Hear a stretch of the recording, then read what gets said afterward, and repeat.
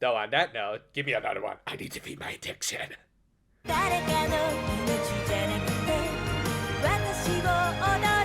We opened this week with Nozomi asking her class what their future dream jobs were, and some of them were perfectly fine, like becoming a nursery school teacher and such, but there were also... About that... Well, No, just, no, don't even try. I especially want to become a kick streamer. No! Of course, that then brought up the question of why their teacher wanted this job, which brought up memories of her own teacher and, yeah, more about that later. We then cut over to the Precure's usual meeting place, minus Urara and Khan, who I guess were busy, but I guess to make up for that, they all decided to get some oolongs instead of their usual booze. And after her great episode last week, Mai managed to be one of the more productive heroines here by not only mapping out the Shadow's attacks, but also asking the obvious question of why they possess people's shadows. This led to Nozomi bringing up how the term shadow originated from the Dark Knight Light channel, which of course no one recognized, even the Splash Stars here, because why would they? They certainly have no connection to these characters at all, I'm sure. Still, Kurumi said that she'd look into them, along with calling it Coco and Nuts and...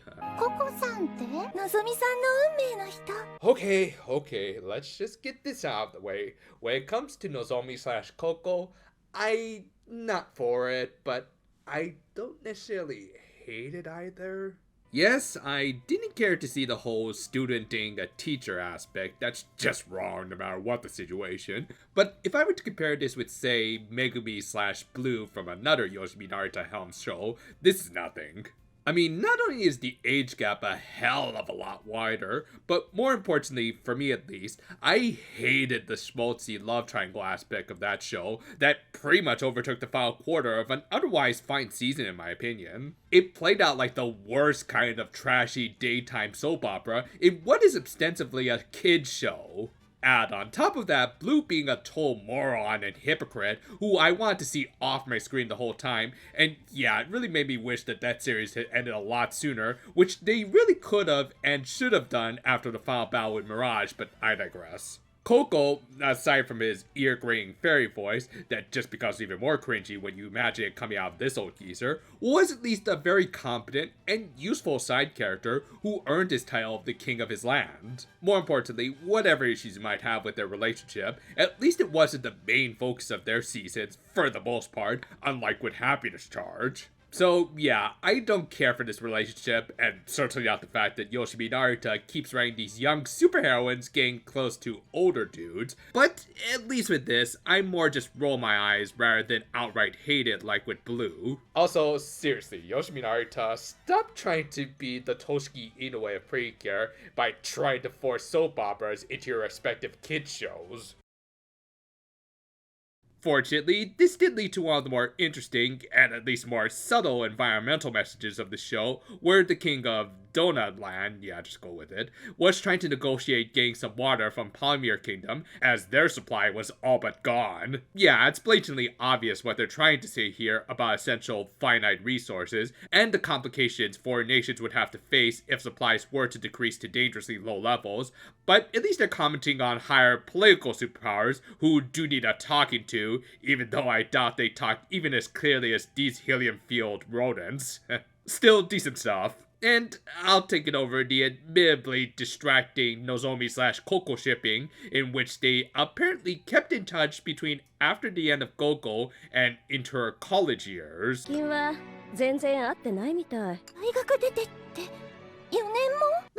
don't know, maybe it's because most people tend to grow apart as they grow older. It's only natural, really. It's no big deal, really. Anyway, the fairy boys further discuss the situation about the Precure, with Coco apparently only now learning about them using the time flowers, which you'd think his buddy would tell him a little sooner, especially after the not too surprising reveal that they might not be entirely good flowers, as they even kind of look like Belle. Also, why is it important that Kurumi transform if she didn't use the flower? Or is it because she needed to resort to transforming again? I don't know. I am at least interested in this twist that might even lead them to stop using the flowers. So could you please not have them yell at each other? Hello? Yes? What? Speak up! Speak up! Back with Kurumi and Komachi, we got honestly the highlight of this episode when it was revealed that the Dark Knight Lights weren't exactly VTubers, but rather some Yukuri knockoffs with the dry delivery and everything over some very mundane and stupid stuff. It's the kind of dry humor that I get a big kick out of, and does match perfectly with the characters who might or might not have previously been established in this franchise, not saying anything. Also, if you don't know what Yukuri is, well, don't force yourself to go down the Toho rabbit hole. You'll never be able to escape. Anyway, Nuts soon arrived, and yeah, I can apply what I said about Nozomi/Coco to Nuts/Komachi too, whatever. Honestly, I'm more disappointed by the fact that Syrup still hasn't appeared in his human form, so that we could get his Edward Elric voice again. They all met, and after Nozomi rather rudely didn't say hi to Nuts first, Belle launched her next attack. Yeah, it's really an epidemic, isn't it, Narita? I mean, Belle. She attacked some random tagger, guess she's not a big fan of Jet Set Radio, and the protagonist gave chase to her shadow. Nozomi, for whatever reason, thought it would be a good idea to split up and deal with another shadow on her own, which if that wasn't enough to get her serial killer jump scare.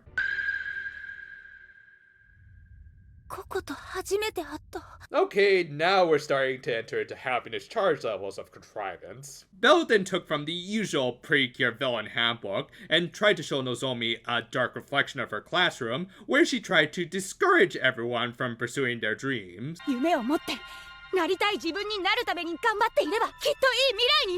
Actually, I was just suggesting that they not overthink these things while they're still young. I mean, a lot of things can change between then and now that may often lead them to a very different career path, and that you should at least maintain some level of realism. What are you going on about? Nah, of course, they wouldn't be nearly that nuanced, and even had Nozomi pointing out her blatantly obvious motif. Behold,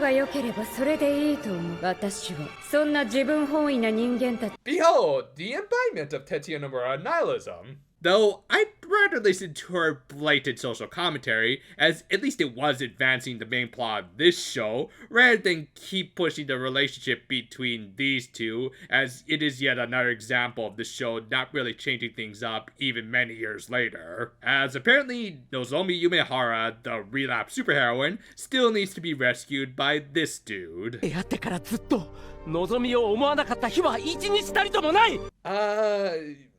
No comment at this point.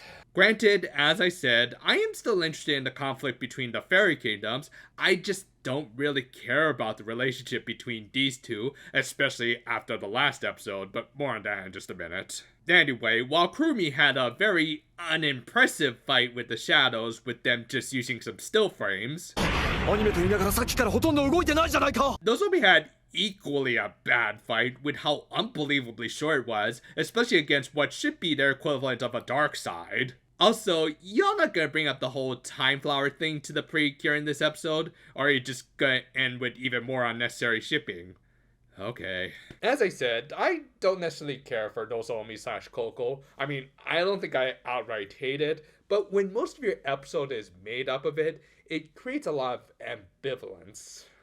Sure, there were some interesting developments here, like with the Time Flower reveal, and the Dark Knight Lights were legit hilarious, but other than that, yeah, I just couldn't really care. Whatever your opinion on the ship is, I think we can all agree when this stuff is overpushed, it could end up ruining a show. After a really good and mature story about how some relationships just don't work out in the previous episode with Mai, this one really sticks out when arguably there's a lot of reason why these two should move on from each other. Nozomi and Coco are basically in a long-distance relationship that, combined with their busy occupations, would understandably produce more than justified reasoning for why they wouldn't be able to keep in contact. And yet, in spite of this being the show where our characters are supposed supposed to grow beyond their younger years. They just had to bring back this ship with all of the controversial baggage it's hauling. Again, for me at least, my biggest issue will always be how much these sorts of romantic subplots will end up overtaking the main story, which until now really hasn't involved that much romance and has been more about the drama of these former superheroines adjusting to everyday life with the occasional regressions. Bringing Coco back, along with Nozomi's puppy love for him, in spite of her being now a young adult, just furthers the regression that I keep complaining about. Though to his credit, Coco and Palomir Kingdom's conflicts could work on their own. I am genuinely interested in seeing how they'll deal with the water issue, and how they'll tell the Precure about the negative traits of the Time Flowers. But ultimately, those more interesting storylines were sidelined for something that we've already seen in the series, much like a lot of things in the show. I just want to see more new stuff, like the Dark Knight Lights being knockoffs of knockoffs. Stuff like that is genuinely funny and kind of topical. But no, we just have to go back to the usual Sunday morning fights, which were just not good in this one, and a relationship that ultimately not everyone was looking forward to seeing again. Thus, overall, while this episode had some interesting and pretty fun moments, I just couldn't completely get into it when I've just never been interested in this ship to begin with, leading to a pretty meh viewing for me. Again, whatever you may think about the implications of Nozomi/Coco, I think it's just high time that Narita go back to focusing on comedy rather than romance, because at least with the former, there's a little more variety. No Hero Guard Sky this week, so it means I can actually sleep in on a Sunday like a normal middle-aged guy.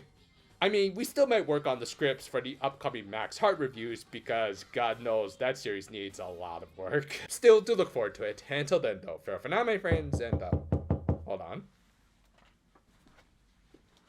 Yes? No solicitors.